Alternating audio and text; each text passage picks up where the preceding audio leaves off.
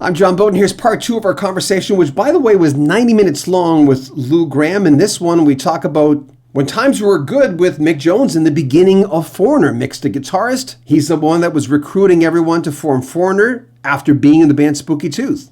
But in this one, Lou Gramm talks about the fact that Mick seemed to know the Beatles really well. Also, we chat about one of the early hits, one of my favorites, Cold as Ice. I'm John Beaudin. This is Rock History Music. Your first co-write on the radio with the band Cold as Ice. Tell me that again. I hate to give you a cliche question, but did you know that this? I mean, I remember in high school, everyone sang that song. We loved that song. Yep. I mean, we didn't know. We knew that it was infectious. Yeah. And that it had a certain something that was endearing about it. And it was rocky, but it was poppy too, you know. Yeah. And that's just what we needed, really. And we had high hopes for it, and it did not disappoint. I noticed the picture behind you, that famous appearance in '64 in the Ed Sullivan Show. But I heard you in another interview saying, so Mick knew some of the Beatles. Yeah. What in 1961 or '62, when the Beatles were playing in Munich and Hamburg. Yeah. He was playing with the French Elvis. His name escapes me now, but he was very popular. Johnny Holiday, and they crossed paths a bunch of times. And the Beatles were so surprised to see an English guy in with a French band that they asked him to jam on stage.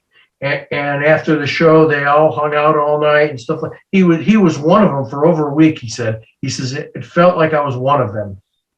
That's insane. Yes. I mean, there's is this your place or is this Bob's place that you're at? This is my place. Okay, so that is your picture, and yes, it is. I have a number of pictures like that. Is that right? Did you ever? I have pictures with the Beatles laying on the canvas and Muhammad Ali standing over them like this. When your parents, coming from a musical family, and I've got a drummer. I was a drummer, but my son's a way better drummer than me, which is usually what happens. And I know your brother played the drums after you, and he was really, really good. Drumming's an interesting instrument. A lot of people start with it. I mean, I just talked to Bobby Rydell a little while before he died. He was a drummer first, and Sinatra's a drummer. When did he die? When did he pass?